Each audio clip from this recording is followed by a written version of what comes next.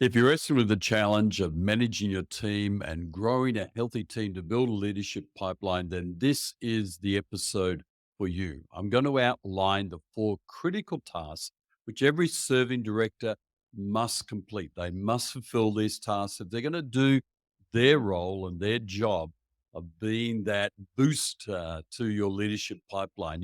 Found in my consulting over the last 12 plus years is that 90% of churches actually don't do all these four things. In fact, I would suggest it may even be higher than 90%, but we can change that by a great focus. Hi, I'm John Finkelde from Grow a Healthy Church.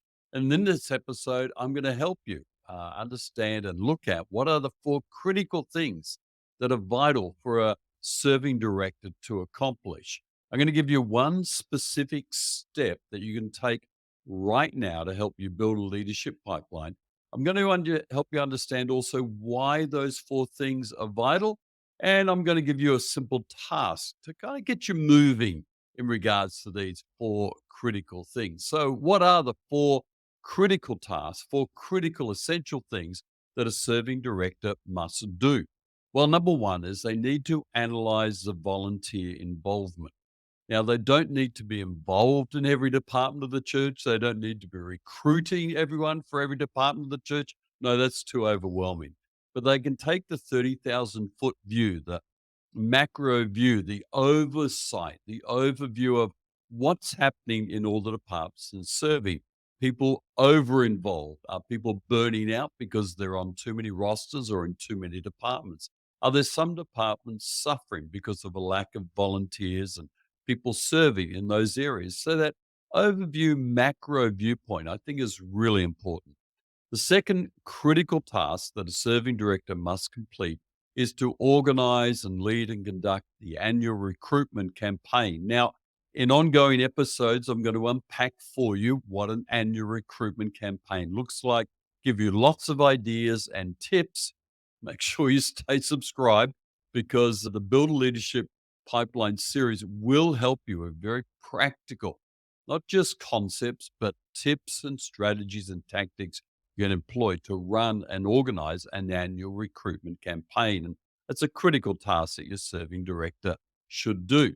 A third task that the serving director should complete is to follow up what I call first serves.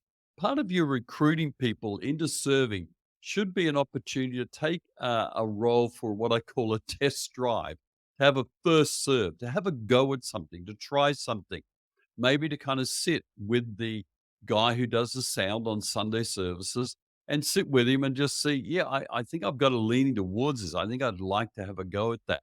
Or maybe to shadow a greeter, shadow one of your new people hosts who connects with first time visitors, and just to kind of be in the role as an apprentice for a few times and then just see if it works for them. Now, if no one follows up that first serve, that test drive, that person can go, "Oh, I don't really like it, but I can't tell anyone, or I just won't turn up."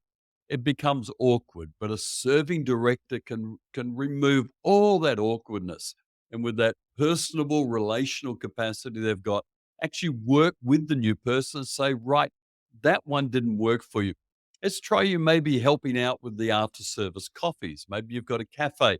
We can help get you working in that cafe, serving there. Or maybe you've got a real desire to work with young people.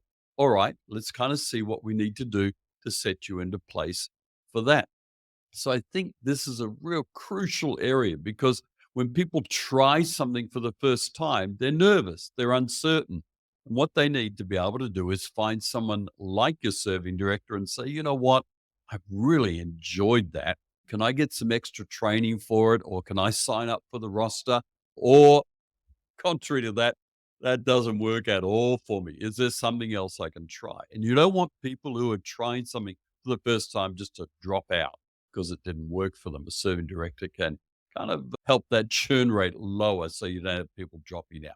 Then I think the fourth critical task that serving directors need to look at is to mobilize new people.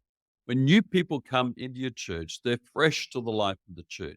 Some come in full of energy and vibrancy. They're ready to lean into your church. Others are very timid and uncertain. And what a serving director can do is work really closely with your visiting directors. And this is the one simple step I'd like you to take today is to think about how can our serving director work with our new people's director? Now, if you don't have a new people's director, well, it's another thing that we're going to look at in another episode somewhere else in another series, not in this series. But if you do have a new people's director, someone who kind of keeps in contact new people, your serving director really needs to work through them hand in glove, working with them and finding out, hey, that new family that came in, they came from another city and they're really keen to be in our church and they want to get involved. They're joining a group already. They're kind of leaning in. They're turning up regularly to the Sunday service. They're right to get involved at a real low entry, low barrier entry place of serving. A serving director can come alongside that new person, ascertain that, hey, I think we could kind of use some help here in the coffee after church. Would you like to help out there? And if they're keen, they'll probably jump at it. It's a way to connect relationally with others.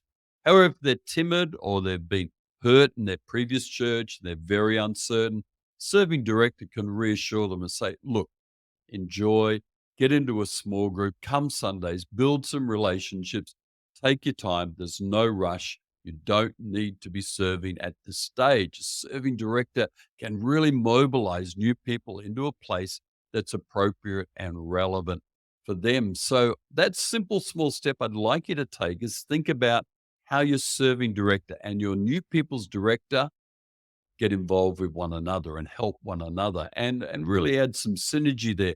Now, if you don't have a serving director at a stage and a new people's director, don't worry, don't fret. Tuck that away for a future activity, a future task to look at, but keep it in the back of your mind that those two people working together can really boost the health of your church while boosting also, my goodness, your leadership pipeline in your church. Now, here's a task that I want you to do right now. I want you to think about this. I want you to rate your church 1 to 10 in these four critical tasks. Now, 1 being we're really bad at this. This is terrible. 10, man, we are doing way better. We've got more ideas for you, John. We are kicking this thing out of the park. It is really working for us. So the 4 areas is analyze the macro overview, 1 to 10, how you're doing with that. The second thing is the annual recruitment campaign. How you doing with that? You run one of those? Does it go well? Can you sharpen it up? Or, man, we've never thought of doing that. Where are you? 1 to 10. Following up people who do a first serve, a test drive, who try something. Following up those people and making sure they're placed and put in the right place as well. And we'll talk more about that in a future episode about how you can really work well with people who are doing first serves. Also, number 4, mobilizing new people, 1 to 10. How you doing with that? Is there someone keeping an eye on where new people can fit into your leadership pipeline? How'd you go? 1 to 10 on each of those. Pick the one that's the lowest rating out of the 4, which got the lowest rating in your heart and mind. Pick that one and start working there. Try and lift that one up to a next level.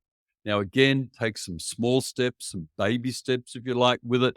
Don't get overwhelmed with it. Oh my goodness, now I've got to organize a whole annual recruitment campaign. Well, we've got some episodes coming up about that that will really help you. But it may be that in your annual planner, you start to look at and think, okay, and give yourself at least 4 or 5 months to get ready for this. Don't just decide to do that next month, please.